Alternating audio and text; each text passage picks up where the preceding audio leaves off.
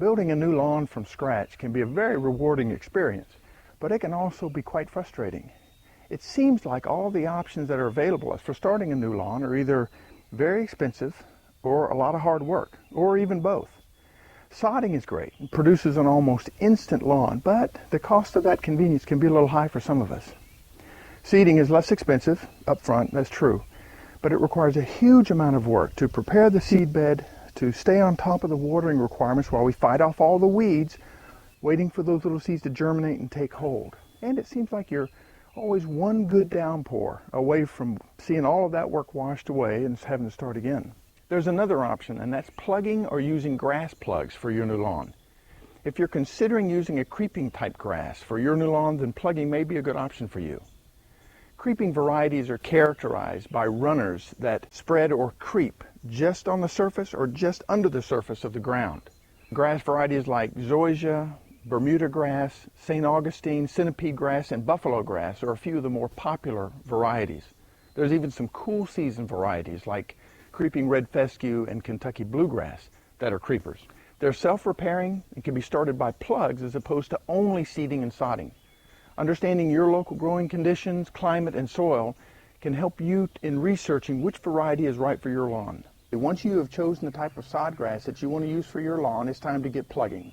We're going to be using the 5-in-1 landscape plugger to, first of all, quickly cut and plant plugs from pieces of sod that we've purchased.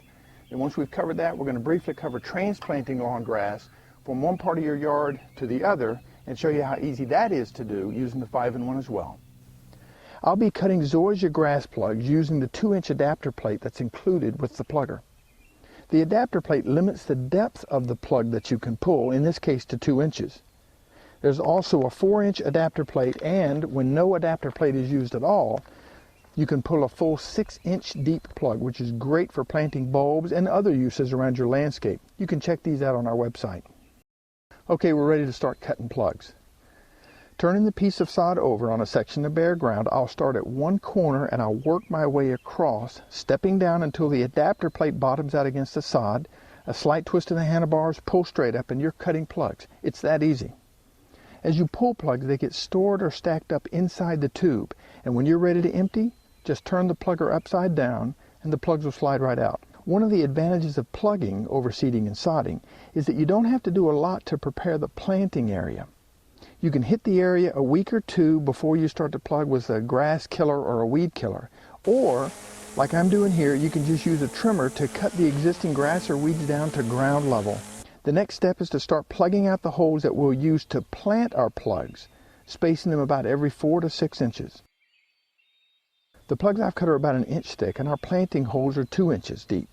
Now this provides us an opportunity to give our plugs a little boost by filling that extra space under the plug with some organic material like potting soil.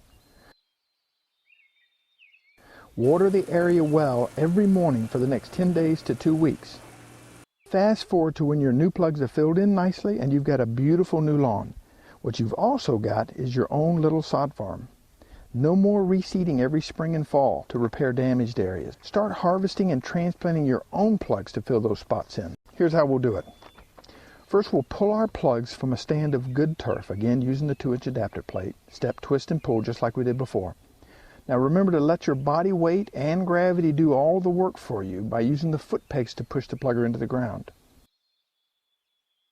Before we plant these plugs, we need to fill in the holes that we've just created. You can use compost, potting soil, or any good organic material. We're using these convenient pre-measured cocoa peat discs, which are compressed discs made out of coconut husk. They hold 9 times their weight in water, which help our lawns to become a little bit more drought tolerant. The next step is to quickly plug out some planting holes, press in the plugs that we've harvested earlier, and water well.